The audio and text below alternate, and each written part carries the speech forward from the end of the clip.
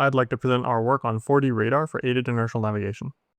In this work, we propose a factograph-based windowed smoother which incorporates IMU, 4D radar, and optionally barometer measurements. We consider frequency-modulated continuous wave radars, which return measurements of range, Doppler, azimuth, and elevation for each point in a point cloud. Here you can see the graph architecture. The radar measurements are used to create Doppler and geometry factors, the IMU results in pre-integration factors, and the barometer can be used for barometry factors. For more details on these, please see our paper. For our radars, the aforementioned measurements are calculated with fast Fourier transforms. As a result, these measurements are limited with respect to resolution, accuracy, and maxima, the latter relating to the Nyquist theorem. The figures on the right-hand side illustrate the effects of limited resolution and accuracy. To better understand the maximal limitation through the lens of estimation, see the simulation on the right-hand side.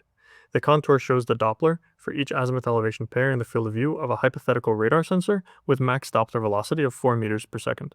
As the ego velocity increases beyond this limit, the hatched aliasing region grows. Doppler measurements inside this area will be aliased, and as the direction of the ego velocity changes, so does the shape and location of the region. To better capture the measurement characteristics, we develop noise models related to the signal processing. For example, Doppler varies linearly with the FFT output, so assuming the dominating noise source is the quantization from the FFT, we can model the measurement noise as uniform and calculate the resulting noise covariance as seen here. A similar approach is applied for range in the paper. Azimuth and elevation vary nonlinearly with the phase shifts Wy and Wz. As mentioned before, the phase shifts are calculated with an FFT, so we apply the same quantization-based modeling from before. The bearing vector can thus be rewritten as a function of these phase shifts, and the noise covariance can be approximated by linearization. To analyze these models, we're simulating the two radar configurations considered in the paper. Here you see the Doppler factor residual uncertainty resulting from the Doppler and bearing vector measurement noises. The Doppler noise contribution is constant, and therefore it is shown by the contour lines. The bearing noise contribution depends both on the ego speed as well as the point coordinates, and is given by the color map. You can see the relative significance of the two and how they change as a function of the ego motion and angles. Moving on, we'll show a subset of the experiments included in the paper. The first experiment features a high-speed manual flight in the gym environment. Here you can see the same Doppler limit and uncertainty plots from before, but instead rendered from the experimental data, showcasing also individual radar point measurements in the field of view.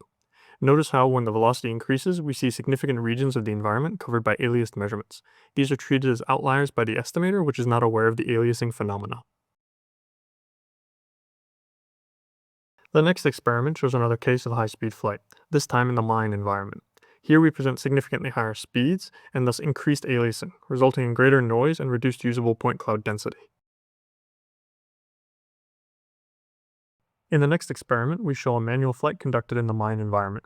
Here the radar map, generated by the proposed method, is shown alongside the LiDAR map, generated with the ground truth transforms. Note, although the radar creates decent point clouds in this environment, it is still trivialized by the LiDAR point cloud in terms of density and accuracy, showcasing clearly the different challenges posed by the radar sensor.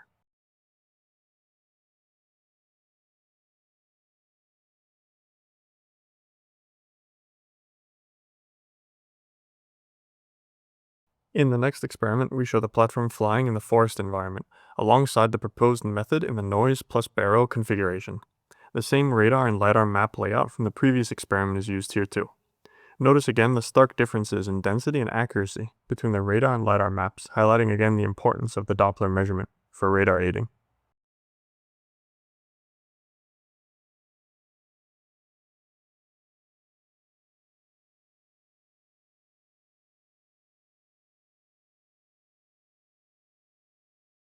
For more details, analysis, and results, please see our paper. Thank you for listening.